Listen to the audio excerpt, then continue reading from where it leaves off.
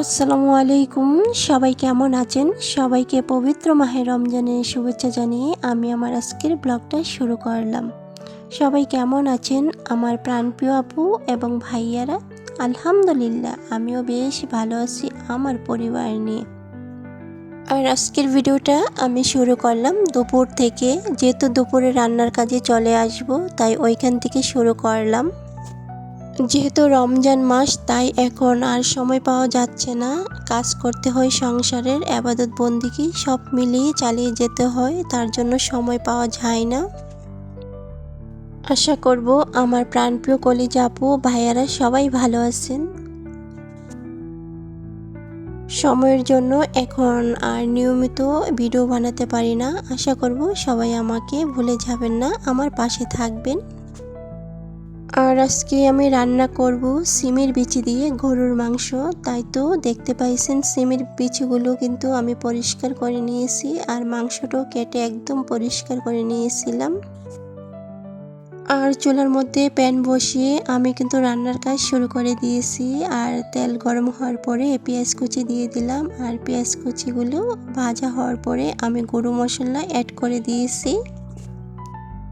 আমি এখন রান্নাটা করি, সবাই আমার সাথে থাকুন। আমার প্রাণপ্রিয় কলিজা আপু এবং ভাইয়ারা, যেহেতু রোজা রাখছি ভয়েস দিতে খুবই কষ্ট হয়, জানি না বয়সটা কীরকম হয়। মশলাটা কষানো হয়ে গেছে আমার, এখন কেটে রাখা মাংসগুলো আমি অ্যাড করে দেব। এখন সবগুলি একসাথে আমি মিশিয়ে নেব।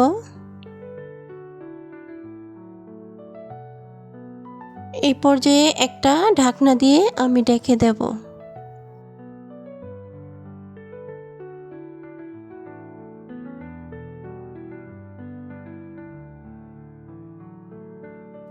আমি কিন্তু কিছুক্ষণ পরে আমি ঢাকনাটা খুলে নেড়েচেড়ে দিতেছি, আর এই পর্যায়ে কিন্তু আমি পানিটা অ্যাড করে দিয়েছি।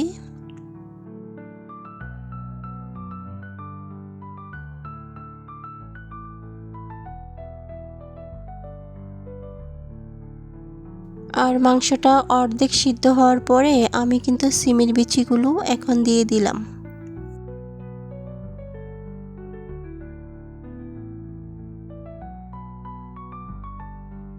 যারা এই পর্যন্ত এসেছেন ভিডিও দেখতেছেন আমার কলিজা আপু এবং ভাইয়ারা, এখনো পর্যন্ত লাইক দিতে ভুলে গেছেন, প্লিজ কষ্ট করে একটা লাইক দিয়ে দিবেন। আর এখন আমি 4টা কাঁচামরিচ দিয়ে দেব একটা ভালো ফ্লেভারের জন্য, আর দিয়ে দেব ভাজা জিরা গুঁড়া ওঠানোর আগে।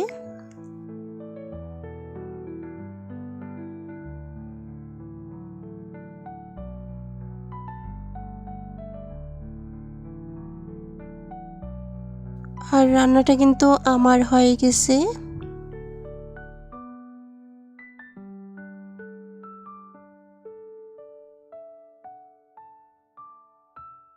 এখন আমি উঠিয়ে নেব।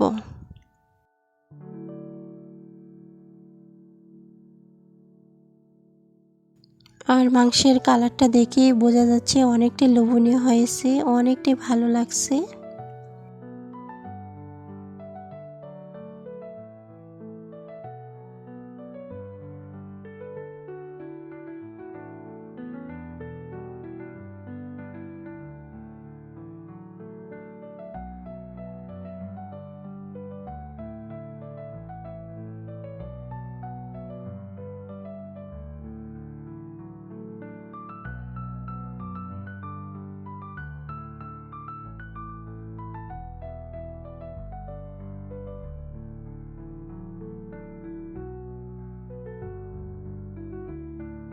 আর রান্নাবান্না শেষ করে এখন ছাদের মধ্যে আসলাম। আর এখন সময়টা বিকেলবেলা, যেহেতু ছাদের মধ্যে প্রতিদিন আমি বড়ই রোদের মধ্যে দিয়ে রাখি, তাই উঠানো হয়।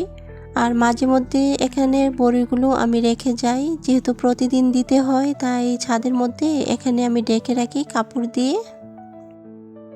আর এখান থেকে দেখে দেখে পাকা পাকা বড়ইগুলো আমি নিয়ে আসলাম, আর বড়ই দিয়ে বড়ির শরবত বানাবো।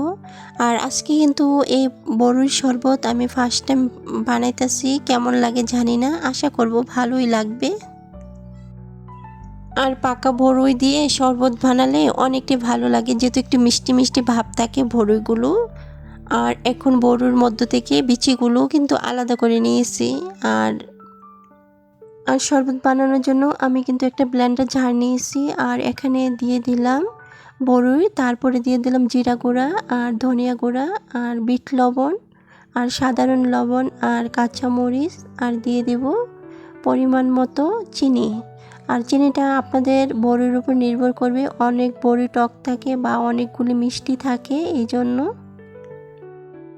আমি কিন্তু এখানে শুকনো মরিচ ভেঙে দিয়ে দিলাম ভাজা করে।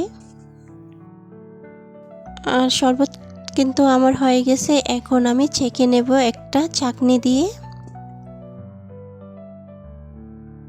আর এই পর্যায়ে দিয়ে দেব বরফ। যারা বড়ির শরবত খান না, একবার হলে ট্রাই করবেন, অনেকটাই মজা।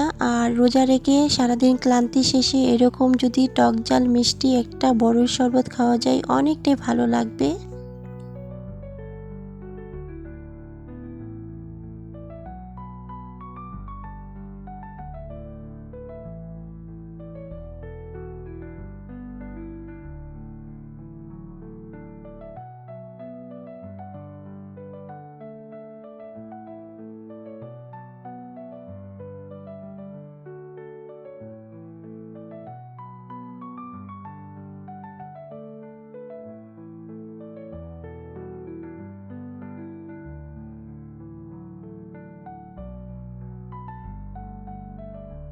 এই তো বড়ির শরবত আমার রেডি হয়ে গেছে।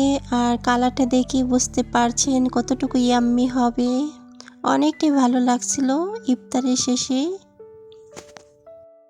আর ইফতারি কিন্তু আমি অফ ক্যামেরায় রেডি করে নিয়েছি, যেহেতু সময় পাওয়া যায় না, আর ভিডিও করলে তো অনেকটাই লম্বা হয়ে যাবে আর কাজ করে সময় পাবো না, তার জন্য অফ ক্যামেরায় রেডি করে নিয়েছি। আর এখানে বিরিয়ানি নিয়ে নিলাম।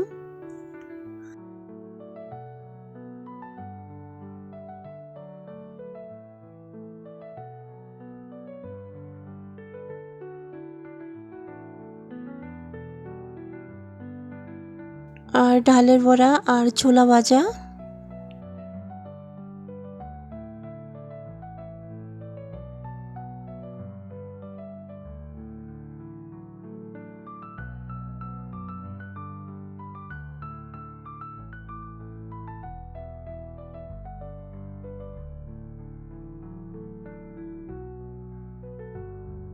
আমার মতো কে কে হালিম খেতে পছন্দ করেন, আমার মিষ্টি আপু এবং ভাইয়ারা, তারা একটু কমেন্ট করে যাবেন তো। আমার তো অনেকটাই ভালো লাগে এই রমজান মাসে ইফতারের সময় হালিম খেতে।